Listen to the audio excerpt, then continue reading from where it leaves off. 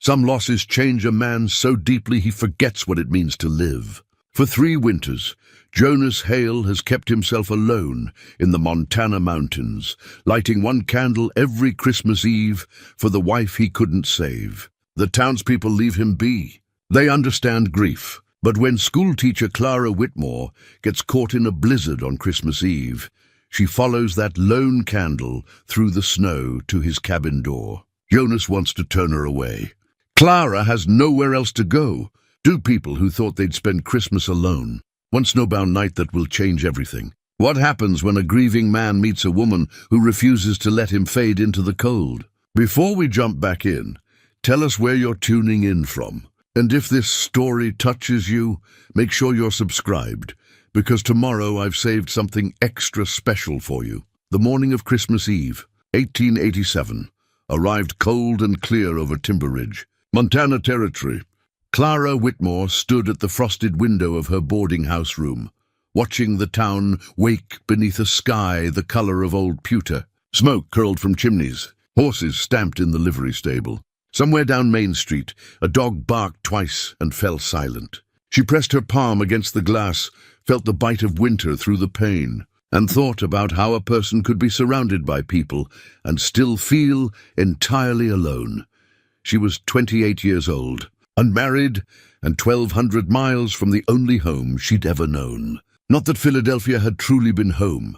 Not after her parents died of typhoid when she was 16, leaving her to the mercy of the Protestant orphan asylum on Cherry Street. She'd spent her remaining childhood years in that grey stone building, where children slept 3 to a bed and ate watered-down porridge twice a day. The matrons had been efficient rather than cruel, but efficiency offers little warmth to a grieving girl who wakes each morning reaching for a mother who will never answer. Teaching had saved her. A visiting school board member had noticed her helping younger children with their letters and arranged for her education at the normal school.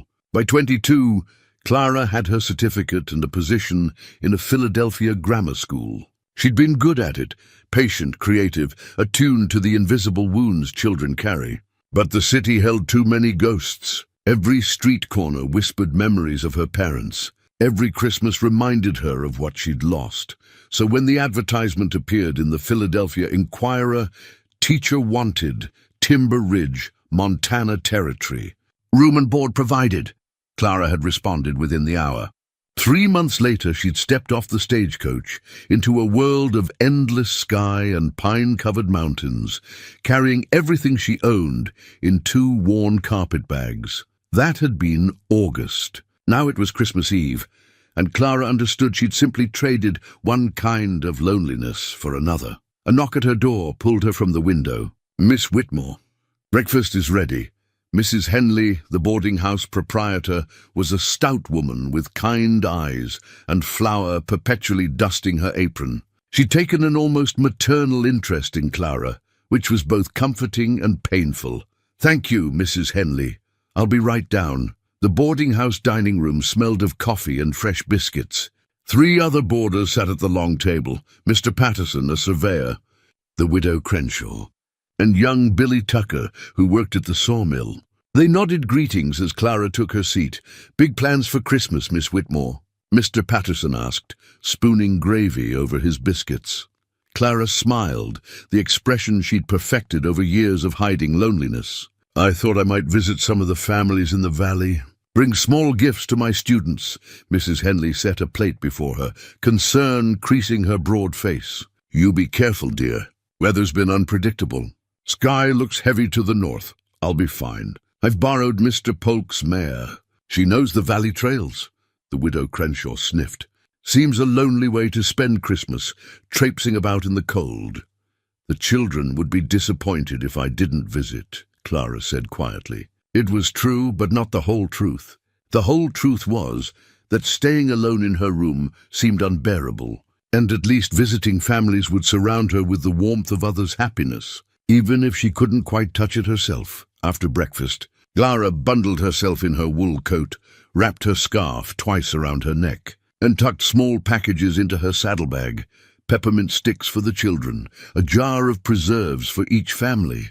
She'd made the preserves herself from wild berries she'd gathered in September, back when Montana still seemed like an adventure rather than an exile. Mr. Polk's general store stood on the corner of Main and First. The old man was sweeping his porch when Clara arrived. "Morning, Miss Whitmore. Daisy's all ready for you." He gestured to the gentle bay mare tied to his hitching post. "You sure about heading out today? That sky don't look friendly. I'll be careful." "I'm only going as far as the Johansson place and maybe the Hendersons. I'll be back before dark." Mr. Polk's weathered face creased with doubt, but he nodded. "You're a determined young lady. That's a fine quality, long as it don't turn to stubbornness. You see the weather turning, you come straight back here? I promise." As Clara led Daisy down Main Street, she passed Sheriff Tom Brennan standing outside his office. He touched his hat brim. "Miss Whitmore, Merry Christmas." "Merry Christmas, Sheriff. Heading out to the valley?" "Just for a few hours." He frowned at the northern sky. "Storm's coming."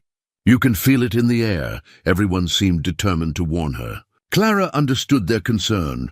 She was still an outsider here, despite 4 months of teaching their children. The West had rules about survival that city dwellers like her didn't instinctively understand. But she checked the trail map, packed warm clothes, and the valley families weren't that far. Besides, doing nothing on Christmas Eve except sitting alone in her room seemed worse than any weather. "I'll be careful, Sheriff." "Thank you."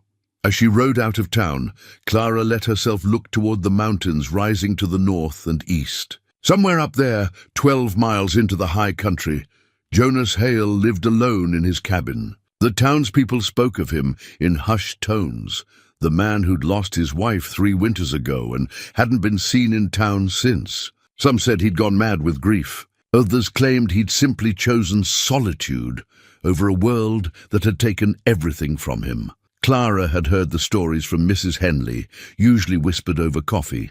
Jonas Hale had been a good man once, active in the community, helped build the church, crafted beautiful furniture that people still treasured.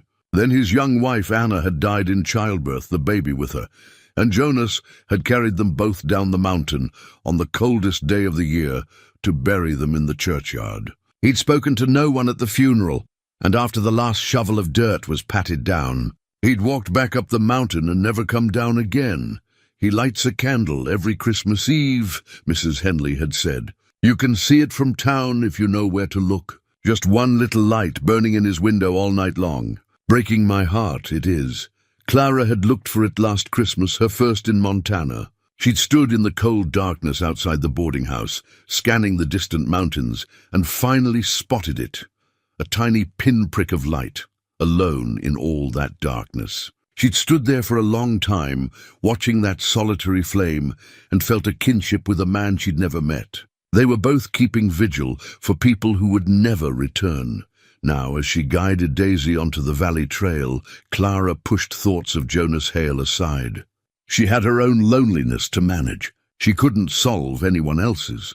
The Johansson farm appeared after an hour's ride. Erik and Ingrid Johansson had 5 children, ranging from 4 to 12, and all of them tumbled out of the house when they spotted Clara approaching. Their joy at seeing her, their excitement over the peppermint sticks, their mother's insistence that Clara come inside for coffee and fresh bread, all of it warmed something in her chest that had been cold for too long. But by the time she left the Johansson place, the sky had darkened considerably. The wind had picked up, carrying the smell of snow.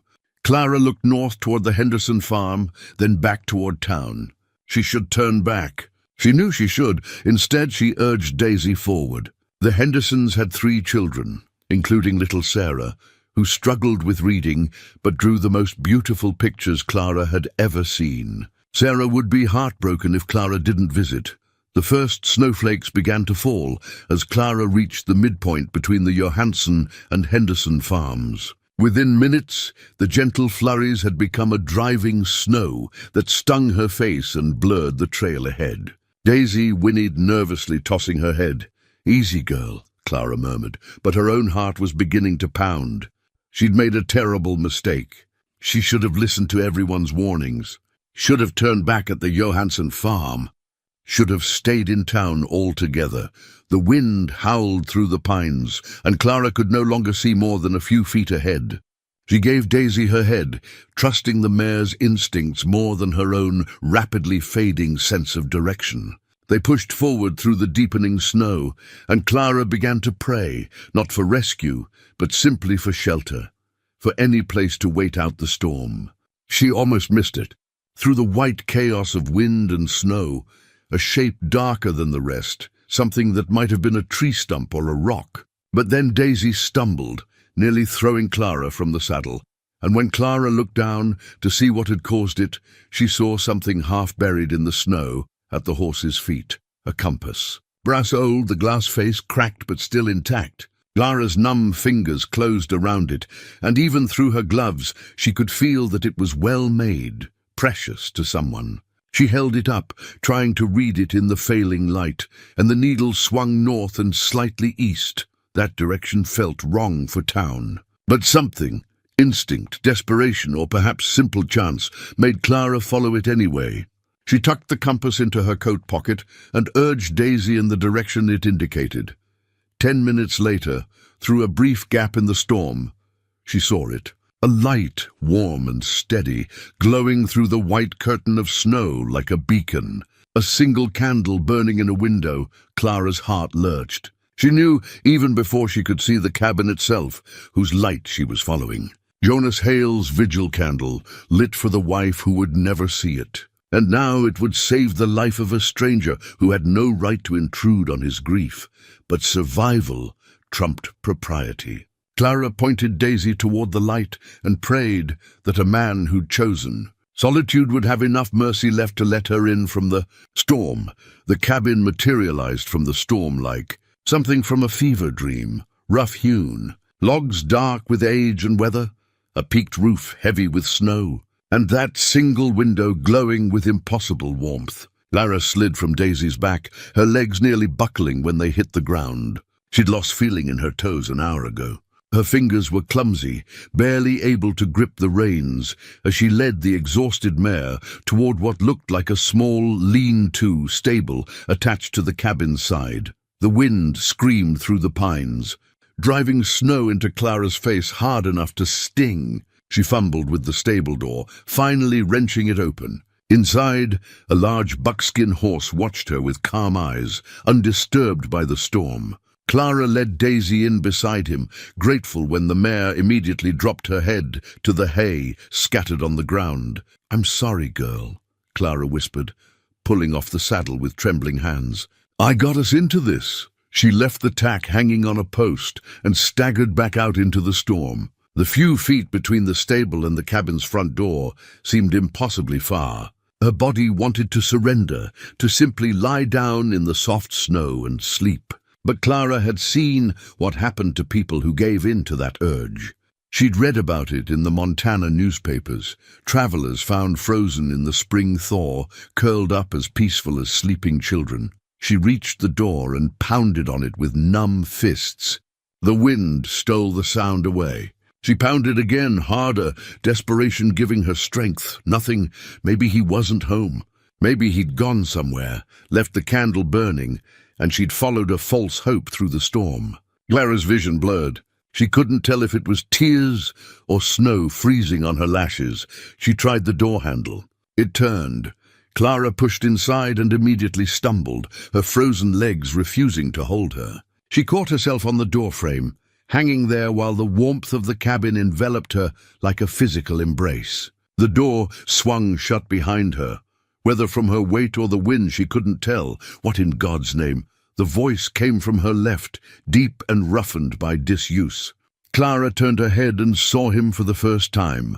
Jonas Hale stood beside a stone fireplace, a piece of wood frozen halfway to the flames in his hand. He was tall, perhaps 40, with dark hair shot through with grey and a beard that hadn't seen a barber in years. His eyes, shadowed beneath heavy brows, held the startled wariness of a wolf encountering a human on a remote trail. "I'm sorry," Clara managed through chattering teeth. "The storm, I couldn't see. I followed your light." She tried to straighten, to explain properly, but her legs gave out entirely. She collapsed onto the rough wooden floor, the room spinning around her. Jonas crossed the space in 3 long strides. Strong hands gripped her shoulders, and Clara found herself looking up into a face carved by grief and weather, into something almost elemental. His eyes, she noticed through her daze, were grey, the same color as the Montana sky before snow. "Can you stand?" Clara tried. Failed. Her legs felt like they belonged to someone else. Jonas muttered something under his breath. It might have been a curse or a prayer, and then he was lifting her, carrying her toward the fireplace as easily as if she weighed nothing. He set her down in a wooden chair close to the flames, then immediately stepped back, putting distance between them. "You need to get out of those wet clothes. You'll catch your death." His voice was clipped, uncomfortable. "There's a room through that door. You'll find dry things in the trunk. Go, change. I'll make coffee." Clara nodded, tried to stand again. This time, she made it to her feet, though she had to grip the chair back for support. She shuffled toward the door he'd indicated, each step a small victory. Behind her, she heard Jonas moving around the main room, the sounds of a man uncomfortable with company but unable to turn someone away from his threshold. The room beyond the door was small and clearly unused. A narrow bed stood against one wall, its quilt stretched so tight you could bounce a coin off it. A simple trunk sat at the bed's foot. Clara opened it with shaking hands and found women's clothes inside, a wool dress, flannel nightgowns, heavy stockings.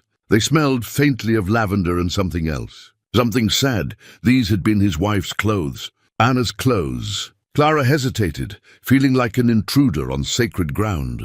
But Jonas had told her to use them, and she was soaked through to the skin. She peeled off her wet dress, her fingers so stiff she could barely work the buttons. The dry clothes felt like mercy against her frozen skin.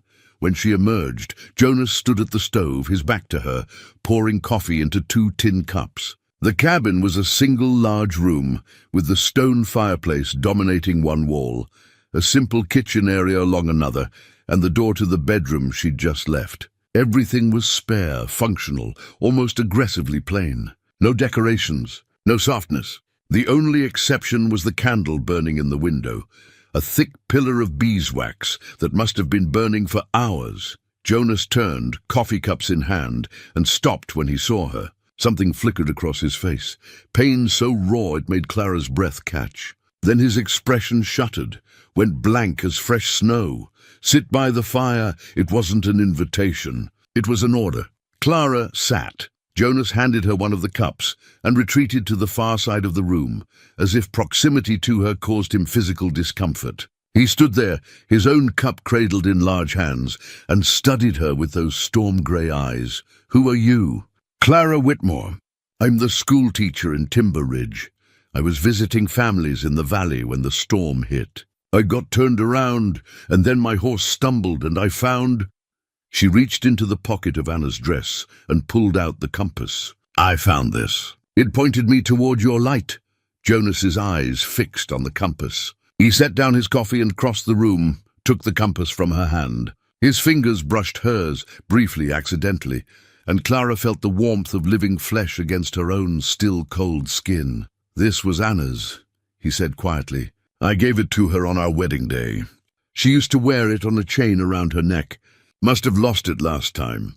He stopped abruptly, shook his head. "Doesn't matter."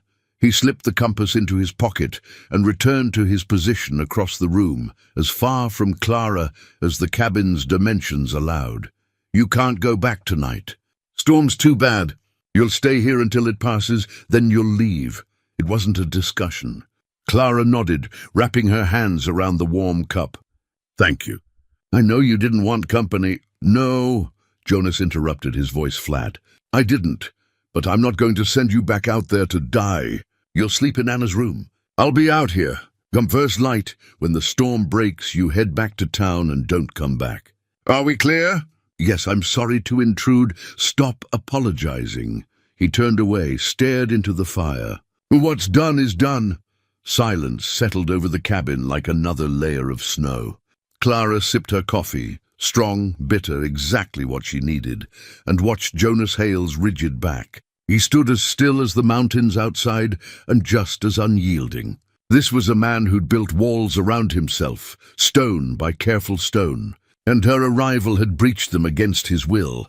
The candle continued to burn in the window, its flame steady despite the wind that rattled the shutters and moaned in the chimney. Clara wondered if Jonas even realized what that candle meant to people in town, that beacon of grief burning faithfully through every Christmas Eve. Or maybe he did know and didn't care. Maybe the candle wasn't for anyone else at all. Maybe it was just a promise he kept to himself, a way of saying he hadn't forgotten, would never forget. "I'm sorry about your wife," Clara said quietly. Jonas's shoulders tensed. For a long moment, she thought he wouldn't respond. Then 3 years ago, Christmas Eve, the same night he lit the candle every year. Oh. Clara's throat tightened with understanding. "I'm so sorry you said that already. I mean it." Jonas turned to look at her, and in his eyes Clara saw something she recognized. The hollow ache of loss that never quite heals, that you simply learn to carry. She knew that weight. She'd been carrying it since she was 16 years old. "Why were you out in that storm alone?" he asked. "Christmas Eve, don't you have family?" "Friends? No family. And I'm still too new in town to have real friends. I thought—" She paused, unsure how much truth to offer this stranger. But something about his directness, his lack of pretense, made her honest. "I thought visiting my students' families would be better than sitting alone in my room." Jonas studied her for another long moment. Then he nodded once, a gesture that might have meant understanding or simply acknowledgement. He turned back to the fire. "Coffee's on the stove. Help yourself when you want more. There's bread and cheese in the larder if you're hungry. I'm going to check on the horses." He pulled on a heavy coat and disappeared out the door into the storm, leaving Clara alone in his cabin with the fire's warmth and the candle's steady glow. She thought about what Mrs. Henley had said, that Jonas Hale hadn't spoken to anyone from town in 3 years. And yet here he was, offering her shelter, dry clothes, coffee. Maybe the man everyone thought had gone mad with grief was simply a man who'd lost everything and was doing his best to survive. Clara understood that better than most. When Jonas returned, snow-covered and silent, he moved through the cabin like a ghost in his own home. He added wood to the fire, checked the coffee, stood at the window staring out at the darkness. Clara watched him, this man whose loneliness matched her own, and wondered if the storm had brought her here by chance or design. Either way, she wouldn't waste it. Jonas Hale might want to be alone, but tonight, Christmas Eve of all nights, he didn't have to be, and neither did she. Sleep wouldn't come. Clara lay in the darkness of Anna's room, listening to the storm rage outside and the house settle around her. The bed was comfortable enough, the quilts warm, but her mind kept circling back to Jonas, to the raw pain in his voice when he'd spoken of losing everything, to the way he'd stood at that mantel like a man barely holding himself together. She understood that stance. She'd stood the same way countless times in the years after her parents died, hands braced against whatever surface was nearest, fighting to keep upright when everything inside her wanted to collapse. The small clock on the bedside table showed midnight. Christmas Day, technically, though it felt nothing like any Christmas Clara had ever known. Those early years in Philadelphia, before the typhoid, Christmas had meant her mother's spice cake cooling on the windowsill, her father reading from Dickens by the fire, the three of them singing carols slightly off-key, but full-hearted. After they died, Christmas became just another day to survive in the orphanage, marked only by a slightly better meal and a visiting minister's well-meaning but hollow sermon about joy. This Christmas, stranded in a grieving widower's cabin while a blizzard tried to tear the world apart outside, this felt oddly more honest than all the Christmases she'd endured since losing her parents. At least here, the loneliness was acknowledged. At least here, no one pretended to feel joy they didn't possess. Clara rose, wrapping one of Anna's shawls around her shoulders. The floor was cold beneath her bare feet as she padded to the door and eased it open. The main room lay in shadow, lit only by the dying fire and that ever-burning candle in the window. Jonas's bedroll lay empty near the hearth. She found him standing at the window, silhouetted against the pale glow of the candle, staring out at the darkness and blowing snow. He didn't turn when she entered, but his shoulders tensed slightly, aware of her presence, even if he chose not to acknowledge it. Clara moved quietly into the room, not wanting to intrude, but unable to return to that lonely bed. Her eyes adjusted to the dimness, and she saw what she hadn't noticed earlier. A rocking chair positioned near the window, just far enough back that the candlelight wouldn't touch it. The chair was beautiful despite its simplicity, clearly handcrafted with care. Every curve of the wood spoke of patience and skill. Without thinking, Clara sat in it. The chair rocked gently beneath her weight, smooth and perfectly balanced. She let herself move with its rhythm, watching the snow swirl beyond the window, and began to hum. Not consciously, just a melody that rose unbidden from somewhere deep in her memory. Silent Night. Her mother used to sing it while decorating their small Christmas tree. That was her chair. Jonas's voice cut through the humming. Clara stopped mid-note, her hand flying to her mouth. "I'm so sorry." She started to rise. No. Jonas turned to face her, and in the candlelight his expression was unreadable. "Stay, please." Clara settled back into the chair, her heart beating faster than it should.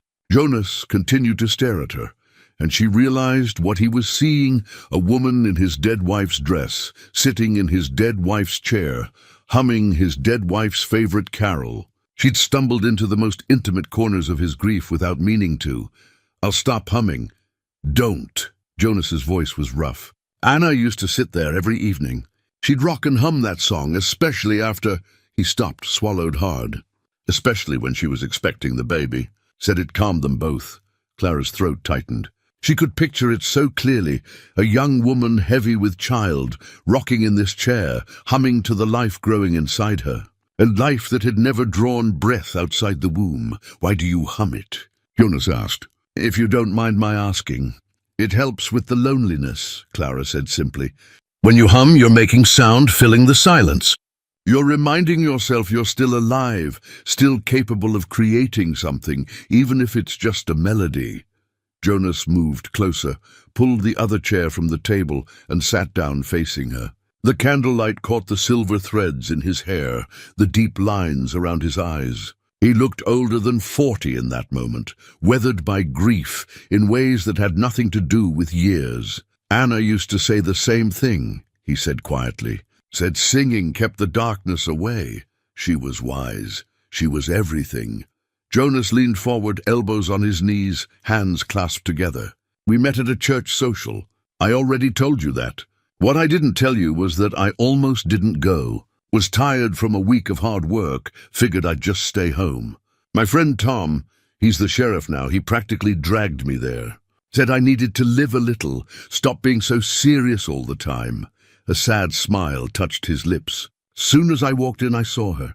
She was helping set up tables, laughing at something someone said. Had this way of lighting up a room just by being in it. I stood there like a damn fool just staring. Tom had to elbow me in the ribs to get me moving."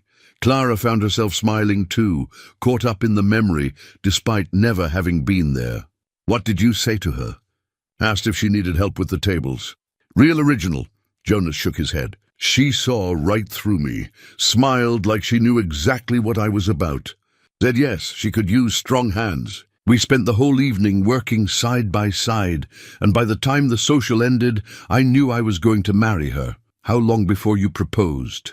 3 weeks. Jonas's smile widened slightly. "Tom said I was crazy, moving too fast. But I knew. Anna knew too. We got married 2 months after we met, right there in the church I'd been building. Happiest day of my life." The smile faded. "Christmas Eve, 3 years later, was the worst." Clara stopped rocking. "You don't have to talk about it." "Maybe I do." Jonas's grey eyes fixed on hers. "Maybe I've been silent too long."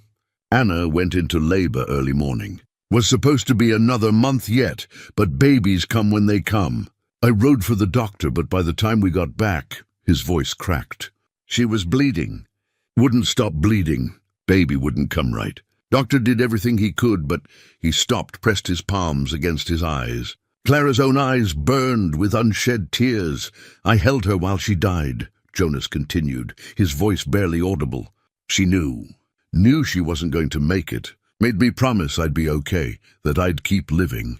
I promised because what else do you say to someone you love when they're dying? But I lied. I haven't been okay. Haven't really been living, just existing, going through motions. Clara leaned forward, reached out and took his hands. They were large, work-rough and warm. They trembled in her grasp. I lied too, she whispered. When my mother was dying, fevered out of her mind, she made me promise I'd be brave, that I'd make something good of my life. I promised, but I haven't been brave. I've been terrified every single day. Terrified of being alone, terrified of connecting with people, terrified of staying still, and terrified of moving forward. Jonas looked at their joined hands, then up at her face. So what are we doing? If we're both just surviving, just going through motions? I don't know, Clara admitted. But maybe surviving is enough. Maybe that's all anybody can do after they lose everything. Just keep breathing, keep moving, keep watching the sun come up. And maybe if we do it long enough, one day it'll hurt a little less. Does it? Jonas asked. Does it hurt less for you? Clara thought about it honestly. Some days, and some days it hurts just as much as the day they died. But I've learned to carry it better. The weight doesn't change, but you get stronger. Jonas nodded slowly. They sat there in silence, hands clasped, the rocking chair still and steady beneath Clara.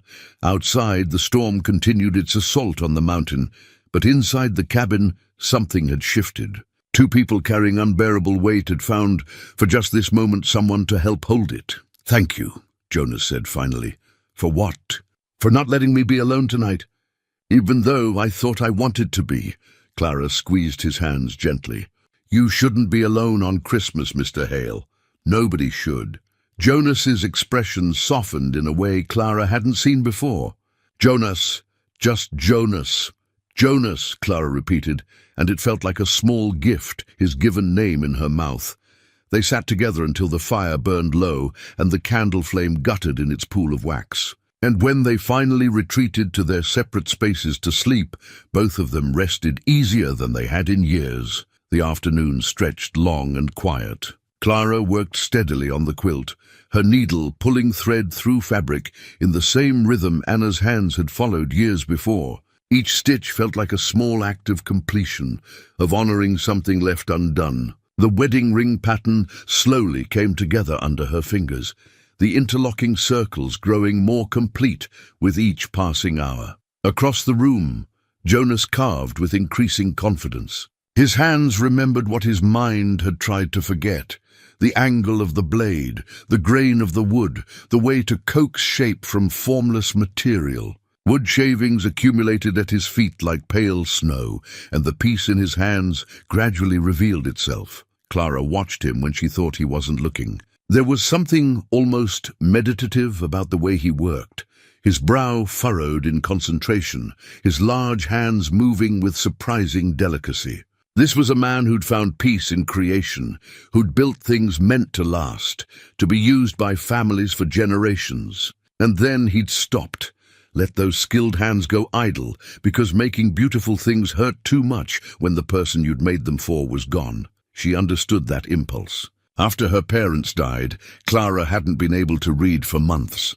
Couldn't bear opening the books her father had loved, couldn't stand hearing the stories her mother had read to her as a child. It had taken years before literature became comfort again, instead of grief. "What are you making?" she asked, setting down her sewing to rest her fingers. Jonas held up the piece, turning it so she could see it from different angles. It was taking shape as something small and detailed, a building of some kind, with careful attention to windows and doors. "A schoolhouse," he said. "Thought it was fitting given you're a teacher." Clara's breath caught. He was making something for her. Not because she'd asked, not out of obligation, but because he'd chosen to. "Jonas, that's beautiful."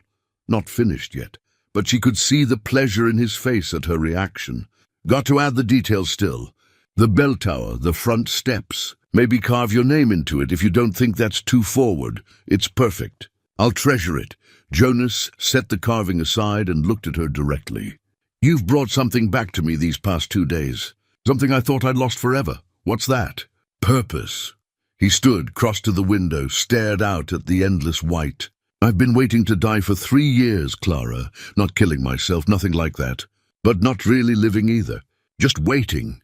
Figured death would come when it was ready, and I'd welcome it, because at least then I'd be with Anna again. Clara's heart clenched. She set aside the quilt and joined him at the window. And now I don't know. Jonas's jaw worked as he struggled with the words. Talking with you, making something again, even just having another person in this cabin, it's reminded me what it felt like to be alive. And I'm not sure if that's a gift or a curse. Why would it be a curse? Because it's easier to be dead inside than to feel this much.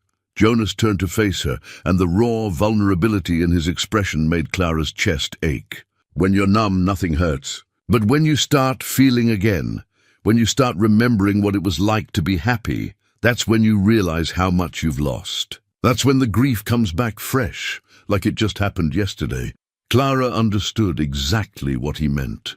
I know, I've been half dead too. Jonas studied her face. How do you do it? How do you keep going when everyone you loved is gone? Honestly? Clara took a slow breath. Some days I don't know. Some days I wake up and I have to make a conscious choice to get out of bed, to get dressed, to face another day of being alone. But I do it because she paused, searching for the truth. Because I think my parents would be disappointed if I gave up. They loved me enough to give me 18 years of joy and security. The least I can do is honor that by living the life they wanted for me, even when it hurts. Especially when it hurts. Because the hurt means they mattered. Means what we had was real and precious. If I could forget them and feel no pain, I'd be erasing them from existence. The grief is proof of love. Jonas's expression crumpled. He turned away, pressed his palms against the window frame, and Clara saw his shoulders shake. She moved closer, placed a gentle hand on his back. Anna wouldn't have wanted this for you, she said quietly. A wife who loved you wouldn't want you to stop living. You didn't know her, no, but I know love. Real love wants the beloved to live fully, even after we're gone. Especially after we're gone. Clara kept her hand steady on his back, feeling the tremors of suppressed emotion. You said Anna made you promise you'd be okay, right before she died. Did she mean for you to hide up here on this mountain alone, waiting to die? Jonas shook his head, unable to speak. Then you're not honoring her memory. You're defying her last wish. He turned suddenly, and Clara found herself looking up into eyes swimming with tears. It's easier to be dead inside than to feel this much, he repeated, his voice breaking. I don't know if I'm strong enough to come back from where I've been. You don't have to be strong, Clara said. You just have to be willing. Willing to try even when it's hard. Even when it hurts. Jonas stared at her for a long moment. Then slowly he reached out and took her hand. His grip was warm, solid, alive. Will you help me? He asked. I don't know how to do this alone. You're not alone. Not anymore. Not if you don't want to be. Something shifted in Jonas's expression. Resolve mixing with fear. Hope fighting against 3 years of learned despair. He squeezed her hand tighter. I want to try. God help me. I want to try. Clara smiled, tears pricking her own eyes. Then we'll try together. They stood there as the winter afternoon faded toward evening, hands clasped, two people who'd almost given up on living, finding reasons to keep going in each other's presence. Outside, the storm was weakening. Inside, something new was being born, tentative and fragile but real. Jonas returned to his carving with renewed focus, and Clara to her sewing. But every so often, their eyes would meet across the cabin, and in those glances was an acknowledgement of what was happening between them.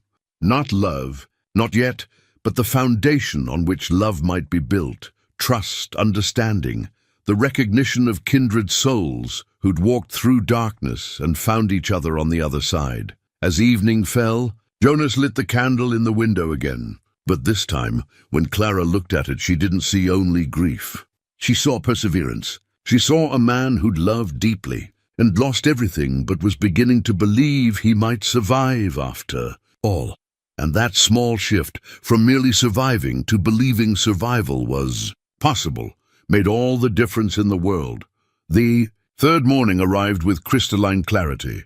Clara woke to sunlight streaming through the bedroom window. Actual sunlight, not the grey half-light of storm days.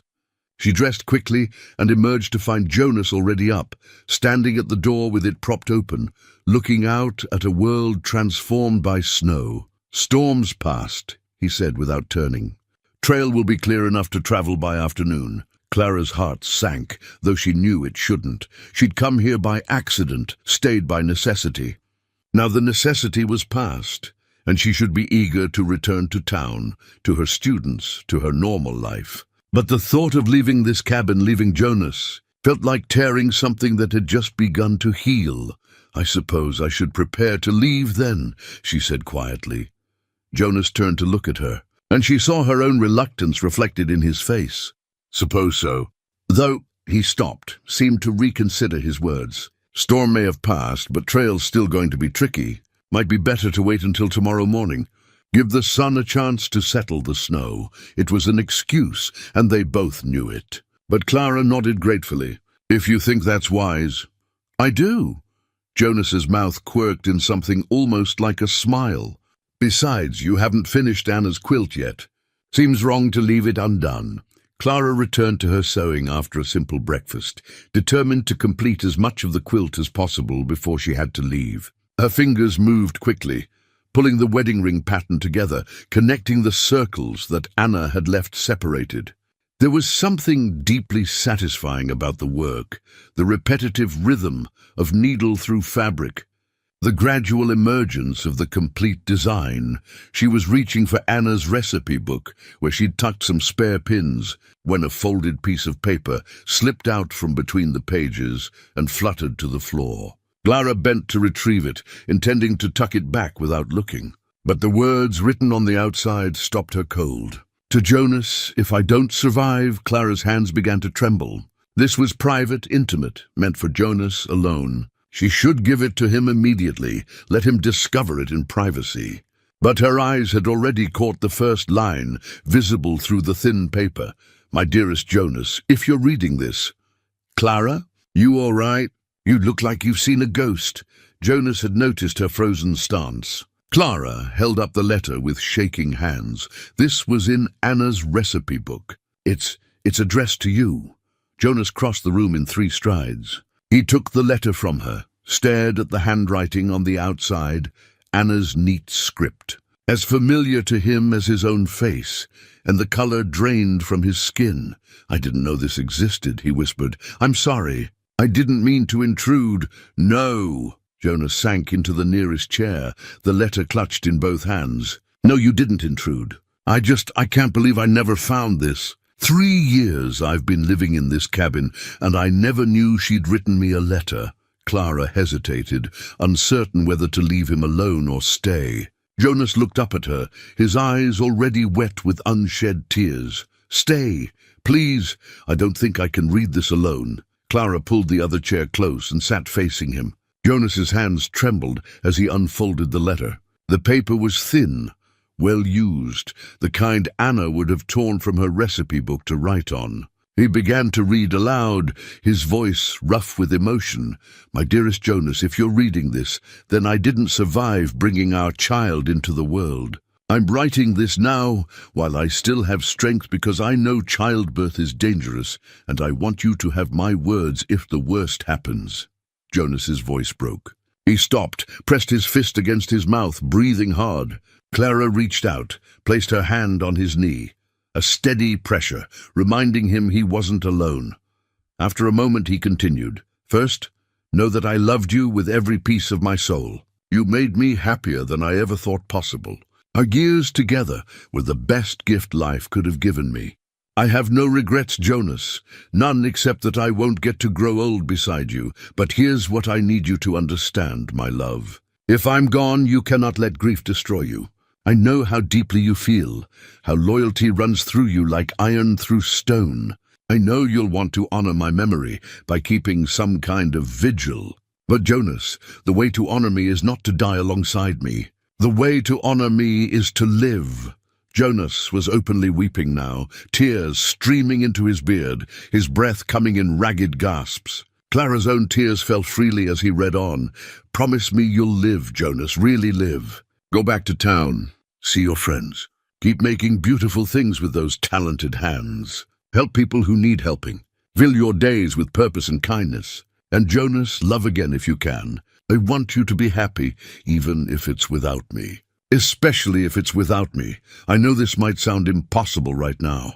I know you're thinking you could never love anyone else, that it would be betraying me. But loving someone else doesn't erase what we had. Love doesn't work that way. The heart is bigger than we think, and it can hold more than one person's memory while still having room for new joy. If you meet someone who makes you laugh again, who fills the silence with warmth, who reminds you what it feels like to be happy, don't push them away out of loyalty to me. Let them in. Let yourself be happy. That's not betrayal. That's the opposite of betrayal. That's honoring the love we shared by proving that love taught you how to open your heart. I want you to return to the work you love. You're so talented, Jonas. The furniture you make is more than wood and nails. It's art, it's beauty. It's your way of pushing back against darkness and insisting that life matters. Don't let that die with me. Keep creating. Keep filling the world with beautiful things. I want you to keep friendships alive. Tom and Sarah, the Johansons, everyone in Timber Ridge who cares about you, they'll want to help. Let them. Don't isolate yourself. Humans aren't meant to be alone. We're meant to be part of communities, part of families. Find your people and hold on to them. And Jonas, this is the most important thing I need to tell you. Don't spend your life at my grave. I won't be there. I'll be in every sunset you watch from our porch. I'll be in every piece of furniture you build. I'll be in the smell of coffee in the morning and the sound of wind in the pines. I'll be in every act of kindness you show to someone who needs it. That's where I'll live, in the good things you do, in the life you continue to live fully and well. If we have a child, and the child survives when I don't, love them for both of us. Tell them about me, but don't let grief make you distant. Children need present parents, not ghosts. And if the child dies with me, Jonas, don't blame yourself. Don't blame God. Don't blame anyone. Sometimes terrible things happen for no reason at all. The only thing we can control is how we respond. Respond by living. Respond by loving. Respond by making your corner of the world a little bit better because you're in it. I'm not afraid of dying, my love. I'm only afraid of you giving up on life because I'm gone. Promise me you won't. Promise me you'll find reasons to smile again, to laugh again, to feel joy again. Promise me you'll be the man I fell in love with. Strong, kind, determined to make beauty in a hard world. Live for both of us, Jonas. Live the life I won't get to have. And know that wherever I am, whatever comes after this, I'll be cheering you on. I'll be proud of you. I'll be loving you still. Forever yours, Anna. Jonas folded the letter carefully, his hands shaking so badly he could barely manage it. Then he bent forward, elbows on his knees, and broke completely. Great heaving sobs tore from his chest. 3 years of suppressed grief, guilt and anguish pouring out all at once. Clara moved without thinking, kneeling before him, pulling his head down to her shoulder. Jonas clutched at her, his fingers digging into her back, and wept like a man whose soul was tearing itself apart and rebuilding simultaneously. Clara held him, one hand stroking his hair, murmuring wordless comfort. She felt his tears soaking through Anna's dress, felt the tremors racking his body, and simply held him through it all. This was what he'd needed for 3 years. Permission to grieve properly, permission to feel everything he'd been holding back, permission to break so he could heal. When the storm finally passed, Jonas pulled back, his face blotchy and wet, his eyes red-rimmed but somehow clearer than Clara had seen them. "I've been doing everything wrong," he said hoarsely. "Everything she asked me not to do, I did it. Isolated myself, stopped creating, stopped living. I thought I was honoring her memory, but I was spitting on her last wishes." "You were grieving," Clara said gently.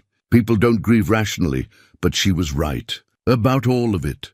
Jonas looked at the letter again, then at Clara. She knew me so well, knew exactly what I'd do, and she tried to save me from myself. And I never even knew the letter existed. You know now. Jonas nodded slowly. He stood, walked to the window and looked out at the snow-bright world. Clara watched him, saw the change happening in real time, the way his shoulders straightened slightly, the way he lifted his chin. He was making a decision. When you go back to town tomorrow, he said, still looking out the window, I'm coming with you. Clara's heart leapt. You are? Anna wanted me to return to life, to be part of the community again, to keep creating and helping people. He turned to face her. Today, I've been dead long enough. Time to start living again. Time to honor her properly, not by mourning forever, but by doing all the things she asked me to do. Jonas, and she was right about something else too. He crossed to where Clara stood, stopped directly in front of her. About letting someone in, about not pushing away happiness out of misplaced loyalty. His grey eyes held hers. You came through a storm and brought life back into this cabin, into me. That's not coincidence, Clara, that's grace. Clara's breath caught. What are you saying? I'm saying I don't want you to leave and have us go back to our separate lonely lives. I'm saying these 3 days mattered. You matter. Jonas reached out, took both her hands in his. I'm saying I want to know you better. Want to see what happens if two people who've both lost everything try to build something new together. Tears spilled down Clara's cheeks. I want that too. More than I thought possible. Jonas pulled her into an embrace, and Clara wrapped her arms around him, feeling his heart beating against her cheek. They stood there in the morning light, two broken people who'd found each other in a storm and discovered that maybe, just maybe, they could help each other heal. Anna's letter lay on the table, the words of a dying woman who'd loved enough to set her husband free. And in that freedom, Jonas had finally found the strength to live again. The rest of that third day passed in a strange mixture of peace and anticipation. Jonas moved through the cabin with new purpose, no longer the ghost haunting his own life, but a man preparing to rejoin the world. He gathered supplies for the journey down the mountain, checked the horses, mended a piece of tack that had been sitting broken for who knew how long. Clara finished Anna's quilt. The final stitch went in just as the afternoon light began to fade, and she held it up to examine her work. The wedding ring pattern was complete now, all the circles connected in an endless chain.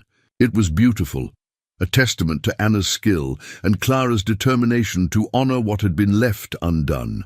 Jonas looked up from the pack he was organizing and saw her holding the quilt. He crossed the room slowly, reached out to touch the fabric. It's finished, Clara said softly. Just as Anna intended it, Jonas traced one of the interlocking rings with a calloused finger. She would have loved this. Loved that you completed it.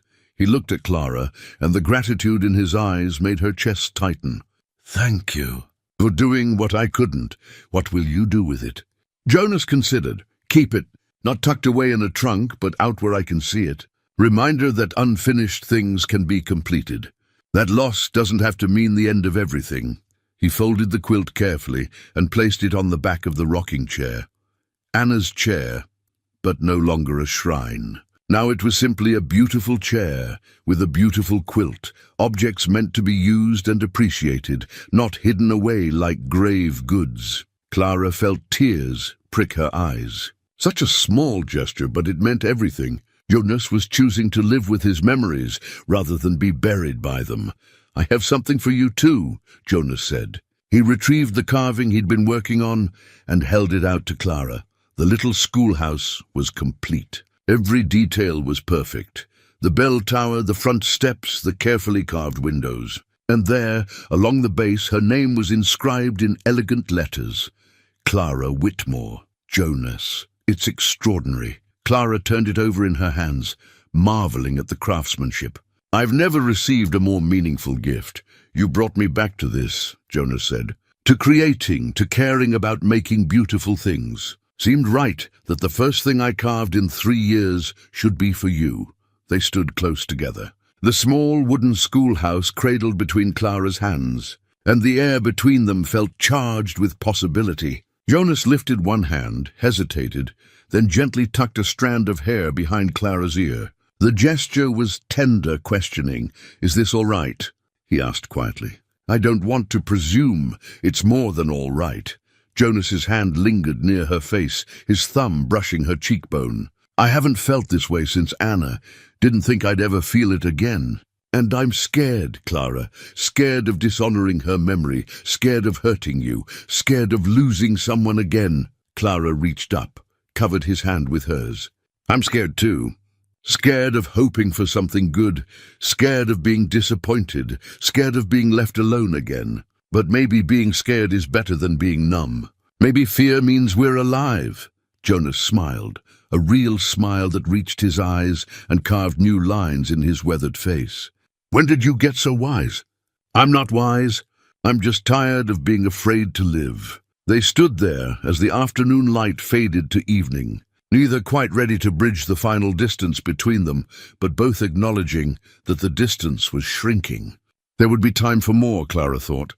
Time to explore what was growing between them, time to move carefully forward without rushing or forcing.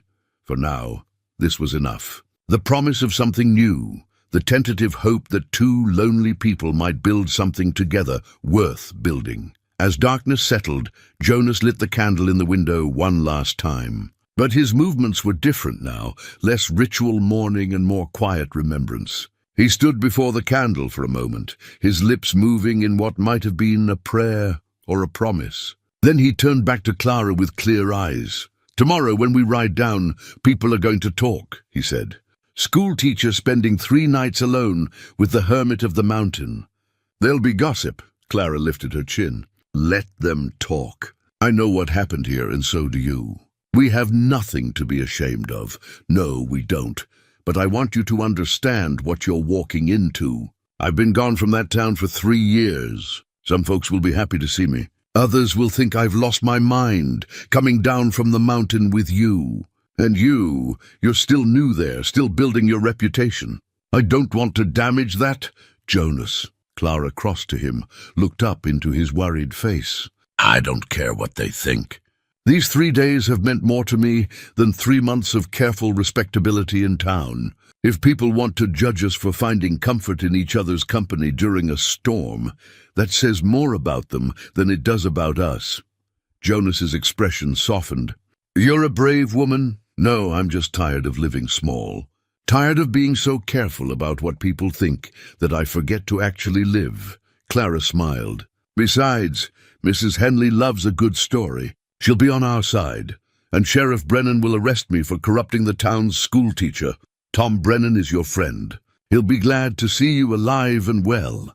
Jonas pulled Clara into an embrace, and she rested her head against his chest, listening to the steady beat of his heart. I'm glad the storm brought you here, he murmured into her hair.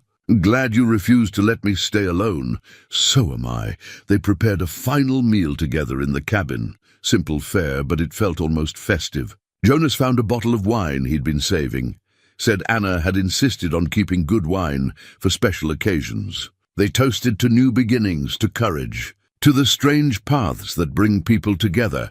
After dinner, Clara sat in the rocking chair with the completed quilt draped across her lap, and Jonas settled nearby with his carving tools, making final touches to a small box he'd started that afternoon.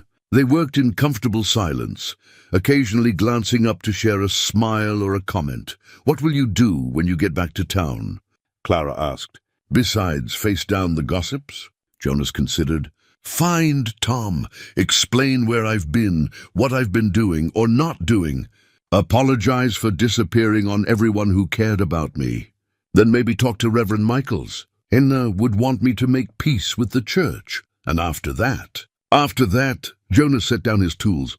After that, I'm going to offer my services to anyone who needs furniture built or repairs done.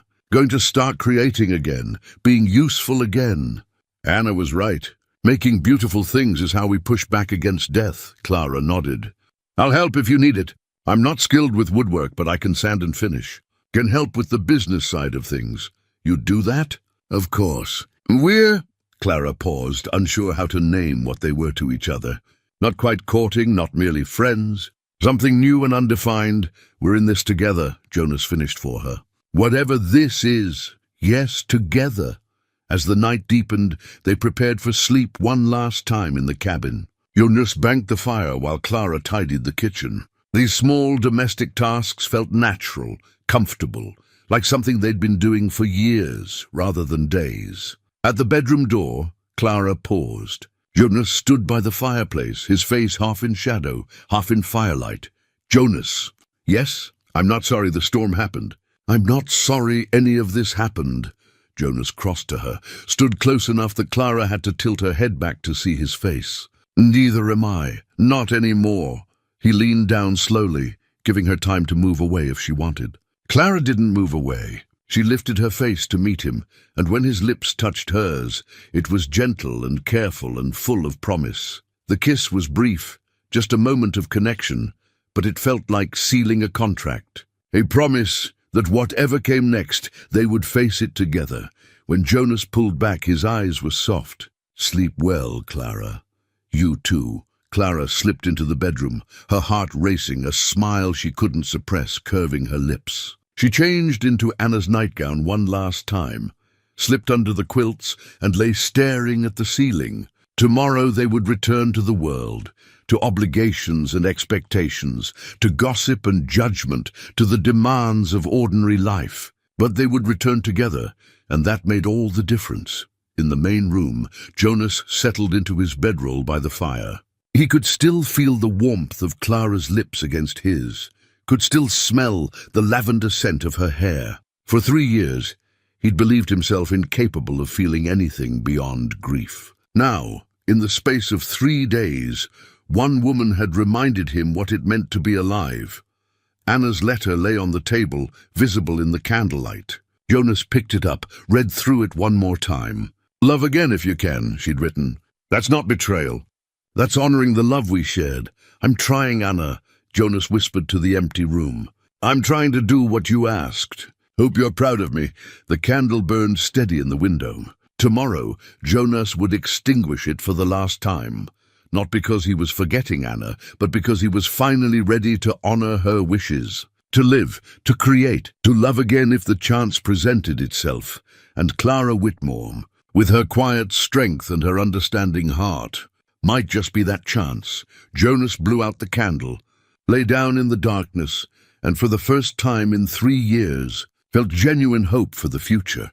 Dawn broke clear and cold over the Montana mountains. Clara woke to the sound of Jonas moving about the main room, preparing for the journey. She dressed quickly in her own clothes, now dry and ready, though she folded Anna's dress carefully and left it on the bed as she'd found it. When she emerged, Jonas had coffee ready and the horses saddled. He handed her a cup and studied her face in the morning light. "Ready?"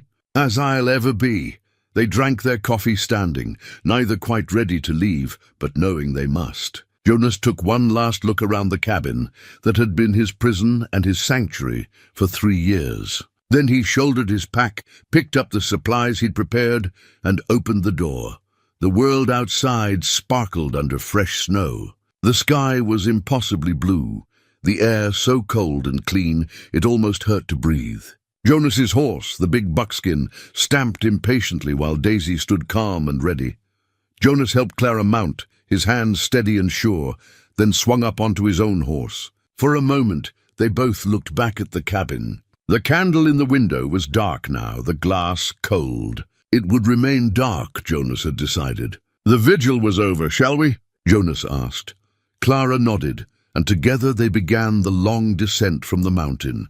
The trail was treacherous in places, snow-covered and icy, but Jonas navigated it with the confidence of a man who knew every rock and route. He kept close to Clara, watching to make sure she didn't slip, occasionally reaching out to steady her horse when the trail narrowed.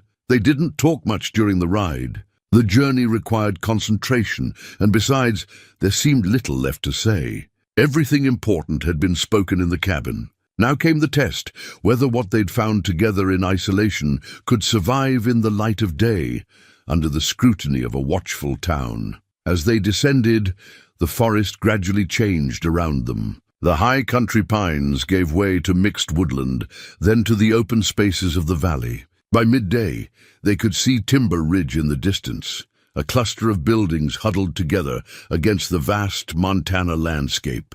smoke rising from chimneys into the clear air. Jonas reined in his horse on a ridge overlooking the town. Clara pulled up beside him. "You all right?" she asked, nervous.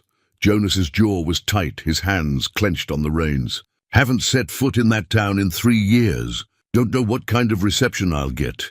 You'll get the reception of a man who's been mourned and missed. They'll be glad to see you, or they'll think I've lost my mind." "Maybe you have," Clara said with a slight smile. "Maybe we both have. But if being a little mad means we get to be happy, I'll take madness over sanity any day." Jonas looked at her, and some of the tension left his shoulders. "How did you get so brave?" "I'm not brave. I'm terrified. But I'm doing it anyway." They continued down into the valley. As they approached the outskirts of town, Clara could see people beginning to notice them. Heads turning, hands pointing, conversations stopping mid-sentence. Word would spread fast. Jonas Hale returning from his mountain exile, and the school teacher with him. They rode down Main Street, and people emerged from buildings to stare. Mrs. Henley stood on the boarding house porch, her hand pressed to her mouth. Mr. Polk stepped out of his store, eyes wide. And there, standing in front of the sheriff's office, was Tom Brennan himself, frozen in place, his coffee cup halfway to his lips. Jonas dismounted in front of the sheriff's office. His movements were stiff, uncertain, but he forced himself to meet Tom's eyes. Tom, for a long moment. The sheriff didn't move. Then his face broke into a broad grin, and he crossed the space between them in 2 strides, pulling Jonas into a bear hug that nearly lifted him off the ground. "You stubborn son of a—" Tom's voice was thick with emotion. 3 years, Jonas. 3 years without a word. I know. "I'm sorry." Tom pulled back, held Jonas at arm's length, studying him. "You look different. Better, maybe. What brought you down from that mountain?" Jonas glanced back at Clara, who dismounted and stood holding Daisy's reins. "Miss Whitmore got caught in the storm on Christmas Eve, ended up at my cabin. We talked. She reminded me what living looks like." Tom's eyebrows rose. He looked between Jonas and Clara, clearly calculating what 3 days alone on a mountain might mean. But there was no judgment in his expression, only relief and cautious joy. "Miss Whitmore," Tom tipped his hat. "I'm guessing you've got quite a story to tell." "We both do, Sheriff." Clara met his gaze steadily. "Though I expect most of the town has already decided what that story is," Tom laughed. "Oh, they're inventing stories right now. But I know Jonas and I know you. Whatever happened up there, it's your business and nobody else's." "Tom," Jonas's voice roughened. "I need to apologize. To you, to everyone, for disappearing, for abandoning people who cared about me. For Dave, stop." Tom gripped his shoulder. "You were grieving. We all understood that. And now you're back. That's what matters." Mrs. Henley had crossed the street, tears streaming down her broad face. "Jonas Hale, if you ever disappear like that again, I'll march up that mountain myself and drag you down by your ear. I swear it." Jonas found himself smiling. "Yes, ma'am." She hugged him fiercely, then turned to Clara. "And you, young lady, I want to hear everything. Every detail. How you survived that storm. What happened up there. All of it. It's a long story, Mrs. Henley. Then you'd better start talking." More people were gathering now, curious, concerned, welcoming. Mr. Polk clapped Jonas on the back. The widow Crenshaw nodded approvingly.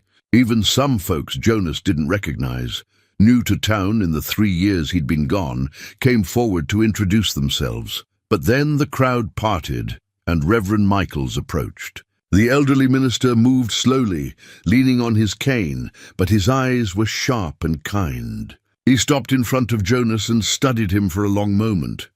"Welcome back, my son," he said quietly. "We've kept a place for you at the church, kept hoping you'd return." Jonas's throat tightened. "I'm sorry, Reverend, for missing services." For grieving?" The Reverend shook his head.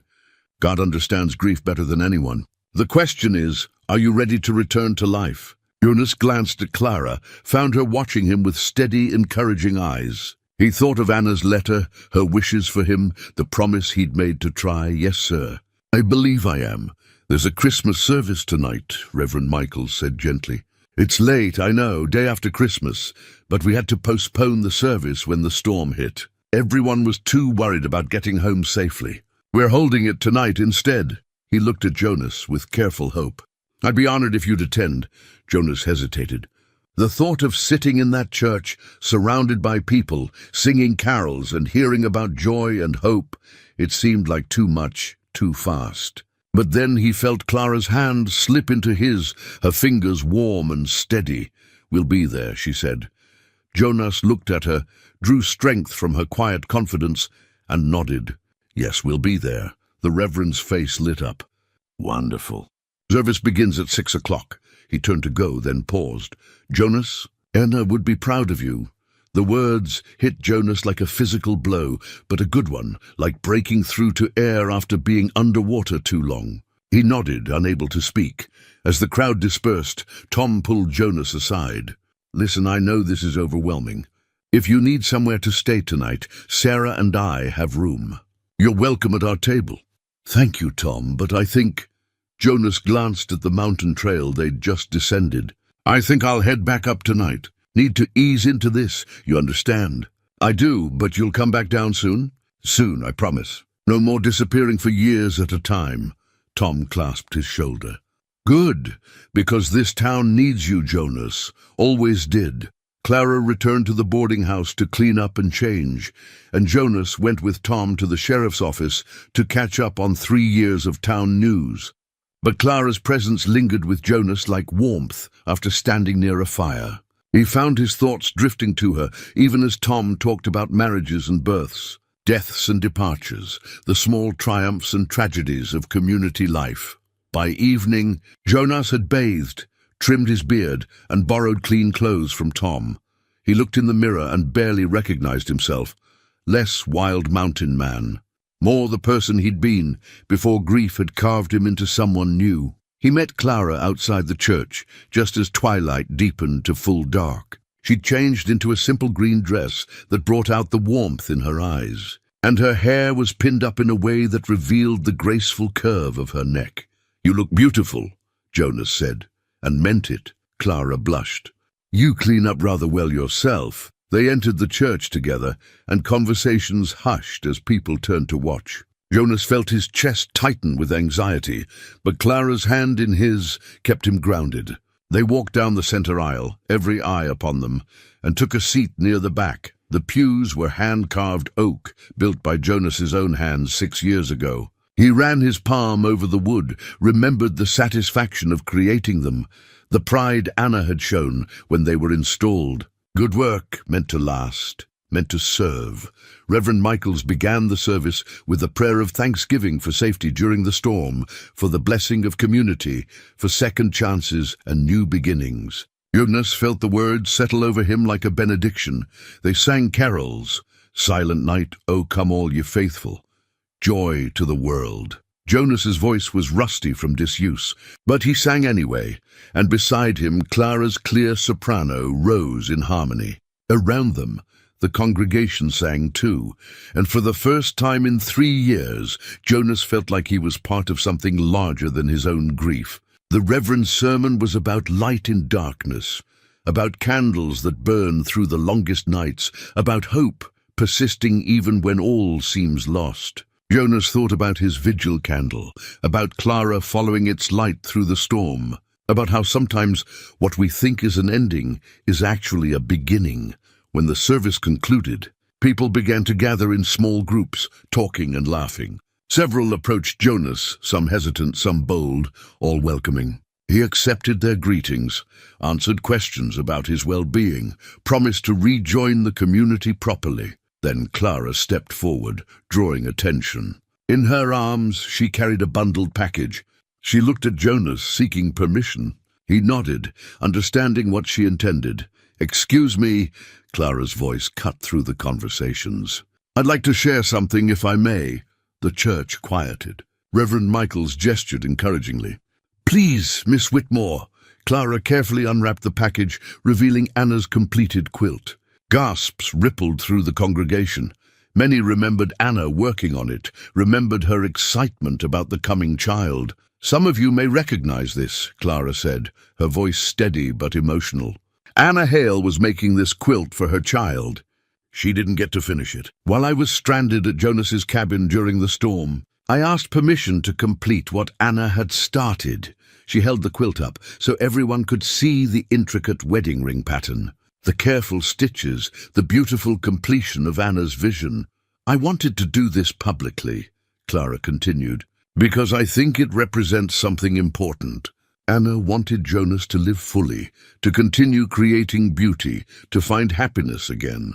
This quilt, finished but made with love for someone who never got to hold it, is a reminder that unfinished things can be completed with care. That loss doesn't have to mean the end of everything. That love continues even when the people we love are gone. She turned to Jonas. I'd like to give this to you, Jonas. Not to put away in a trunk, but to use. To remember Anna by celebrating life, not by hiding from it. Jonas stood, his legs unsteady, and accepted the quilt. He held it against his chest, feeling the weight of it, the love stitched into every seam, Anna's love, and now Clara's care in completing it. Thank you, he managed, his voice thick. This means... He stopped, overcome. Clara smiled at him with such understanding that Jonas felt his heart crack open a little wider. He looked out at the faces watching them, Tom and his wife Sarah, Mrs. Henley dabbing at her eyes, Mr. Polk nodding approvingly, Reverend Michaels beaming with pastoral satisfaction. Anna left me a letter, Jonas said, the words coming before he'd decided to speak them. Found it just yesterday, hidden in her recipe book. She wrote it in case she didn't survive the birth. He paused, gathering courage. She asked me to live. Not just survive, but really live. To keep creating, to rejoin this community, to, his voice caught, to love again if I could. She said that wouldn't be betraying her. It would be honoring what we had. He looked at Clara. Miss Whitmore reminded me what living looks like, what kindness and courage look like. She refused to let me stay alone in my grief on Christmas Eve, and in doing so, she gave me back my life. Mrs. Henley was openly crying now. Tom was grinning. And throughout the church, people were nodding, understanding passing between them like warmth from a shared fire. I'm back, Jonas said simply. I'm ready to be part of this community again, ready to build furniture and help my neighbors and show up for Sunday services, ready to honor Anna by doing what she asked, by living fully and well. Spontaneous applause broke out. People surged forward, not to gossip or judge, but to welcome him home. Jonas found himself embraced, congratulated, his hand shaken until it was sore. And through it all, Clara stood nearby, watching with quiet pride. 3 months later, on a morning when spring was just beginning to whisper through the Montana pines, Clara stood at the schoolhouse window, watching the children play during recess. The snow had finally receded, leaving behind mud and the first brave shoots of green. Tommy Brennan was teaching the younger children how to play marbles. Sarah Polk sat under a tree, sketching in the journal Clara had given her. The schoolhouse door opened, and Clara didn't need to turn to know who it was. She'd learned to recognize Jonas's footsteps. The particular way he moved through space, purposeful but never hurried. Afternoon. Miss Whitmore, he said, his voice warm with the private joke between them. In public they maintained propriety. In private, well, that was different, Mr. Hale. Clara turned, couldn't quite suppress her smile. What brings you by today? Jonas set down the toolbox he'd been carrying. Noticed your desk was wobbling last week. Thought I'd fix it properly before you ended up on the floor. My hero, he grinned. That expression came more easily now after 3 months of healing and reconnection. Jonas had kept his promise to rejoin the community. He'd reopened his workshop, taken on commissions, spent Sundays at church and evenings helping neighbors with repairs. The town had welcomed him back with open arms, grateful to have a skilled craftsman and a good man among them again. And he'd spent time with Clara, proper courting time, the kind that wouldn't give Mrs. Henley apoplexy, dinners at the boarding house with appropriate chaperonage, walks through town where everyone could see them, attendance at community events side by side. It was slow and careful and entirely appropriate. It was also the happiest either of them had been in years. Jonas knelt by Clara's desk, examining the wobble. Clara watched him work, noting the changes 3 months had wrought. He'd filled out slightly, no longer quite so gaunt. His eyes held light instead of shadows. He laughed readily, smiled often, engaged with the world instead of hiding from it. "How's business?" Clara asked. "Good, very good, actually. Got 3 tables on order, 2 rocking chairs, and the Hendersons want a complete bedroom set for their daughter's wedding." Jonas tested the desk, found the loose leg, began making adjustments. "More work than I can handle alone, honestly. Been thinking about taking on an apprentice." "That's wonderful." Jonas glanced up at her.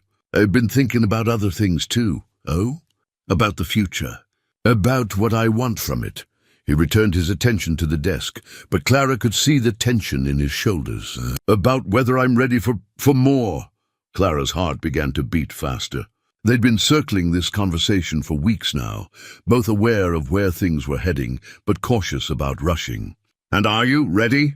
Jonas set down his tools and stood, facing her directly. Through the window, Clara could see the children playing, oblivious to the moment unfolding inside. "I went up to the cabin last weekend," Jonas said. "First time since we came down at Christmas. Wanted to see it again, see how I felt. How did you feel?" "Peaceful." "It's a good place, Clara. Beautiful, quiet. Room enough for a family if a man wanted to start one. Close enough to town for daily travel if needed." He took a step closer. "Far enough away for privacy when privacy's wanted." Clara's breath caught. "Jonas, I lit 2 candles in the window while I was there. One for Anna, like always. One for you." He reached out, took both her hands. "Anna's candle was for remembering. Yours was for hoping. For believing that maybe I could build something new while honoring what I had before." "You can," Clara whispered. "You are. Then I have a question to ask you, Miss Whitmore. An important one." Jonas's grey eyes held hers, steady and sure. "But I want to ask it properly. At the right time, in the right way. So I'm giving you fair warning. Sometime soon, I'm going to ask if you'll consider sharing that cabin with me. Sharing a life with me. And I'd like to think you might say yes." Tears spilled down Clara's cheeks, but she was smiling. "I'd like to think I might too." Jonas pulled her into an embrace, right there in the schoolhouse, with all the children potentially looking through the windows. Clara didn't care. She wrapped her arms around him and held tight, feeling his heart beat against hers, solid and alive and full of promise. "I love you," Jonas murmured into her hair. "Didn't think I'd ever say those words to anyone again. But I love you, Clara. Your strength, your kindness, the way you refused to let me die inside that mountain. You brought me back to life." "I love you too," Clara said against his chest. "You reminded me what home feels like, what it means to be truly seen and valued. I was so lonely before that storm, Jonas, so lost. And then I found your light in the darkness." They stood together for a long moment, 2 people who'd each thought themselves beyond healing, beyond happiness. Now proving that love could find you even in the unlikeliest places. Outside, the children's voices rose in play and laughter. Inside, 2 adults who'd survived more loss than most people face in a lifetime held each other and planned a future neither had thought possible. "When will you ask?" Clara finally said, pulling back to look up at him. "Officially, I mean," Jonas smiled. "Soon. Maybe take you up to the cabin, show you the place properly. Ask you there, where it all started. I'd like that. Spring wedding?" "Getting ahead of yourself, aren't you?" "Maybe, but when you know, you know. And I know, Clara, just like I knew with Anna. Some things are certain." Clara reached up, touched his bearded cheek. "Yes, some things are certain." Jonas kissed her then, gently, reverently, a promise of more to come. When they parted, he returned to fixing the desk while Clara composed herself, smoothing her skirts and wiping her eyes. The schoolhouse bell rang, calling the children back inside. Clara watched them file in, all rosy-cheeked and energetic, and felt a surge of contentment. This was her life now, teaching children who mattered to her, living in a community that had welcomed her, loving a man who understood loss and healing in equal measure. As the children settled into their seats, Tommy Brennan raised his hand. "Miss Whitmore, are you and Mr. Hale getting married?" Clara felt herself blush. Jonas, still working on the desk, chuckled quietly. "That's none of your business, Tommy Brennan," Sarah Polk said primly. "Though everybody in town knows they're courting." "Children," Clara said firmly, but she was smiling. "Let's focus on our lessons. We're discussing geography today, specifically the territories of the American West and how they're changing." The children groaned but complied, and Clara began her lesson. Behind her, Jonas finished his work on the desk, packed up his tools, and prepared to leave. But before he went, he caught Clara's eye and mouthed 3 words, "I love you." Clara's heart soared. She mouthed them back, then turned her attention to her students, to the lesson, to the ordinary, beautiful work of teaching young minds to think and dream and grow. That evening, Jonas returned to his workshop in town, not to the mountain cabin, not anymore. He'd found a balance, spending most of his time in Timber Ridge, where he could work and socialize and be part of the community, but visiting the cabin regularly to maintain it and remember. The cabin was no longer a prison or a shrine. It was simply a place he'd once retreated to and might someday share with someone who understood both its sorrows and its possibilities. He lit a lamp and settled at his workbench. He'd been working on something special, a small wooden box intricately carved with a wedding ring pattern to match Anna's quilt. Inside, he'd placed the ring he'd commissioned from the jeweler in Helena. Simple gold, like Anna's had been, but new. A fresh beginning. As he worked, Jonas thought about that Christmas Eve 3 months ago. About a woman lost in a storm, following a candle lit for someone else. About how the worst night of his life, the anniversary of losing everything, had become the beginning of healing. Sometimes, he thought, grace comes in unexpected forms. Sometimes the light you put out for one person guides another home. Sometimes saying goodbye to the past means saying hello to the future. And sometimes, when you think you're alone in the darkness, someone brave enough refuses to leave you there. Jonas set down his carving tools and looked out the workshop window at the town he'd rejoined. The community that had welcomed him back, the life he was rebuilding piece by careful piece. Somewhere across town, Clara was preparing her lessons for tomorrow, maybe thinking about him the way he was thinking about her. 2 candles burning instead of 1. 2 lives intertwined instead of 2 people alone. It wasn't what Jonas had planned. It wasn't the life he'd imagined with Anna. But it was good, real and honest, and full of quiet joy. And that, Jonas had finally learned, was enough, more than enough. It was everything. Spring had come to Montana, and with it the promise of new growth, new love, new reasons to face each day with gratitude instead of grief. Jonas returned to his work with a full heart, carving beauty from wood, building a future from hope. And remembering always that the greatest gift one person can give another is simply refusing to let them face the cold alone.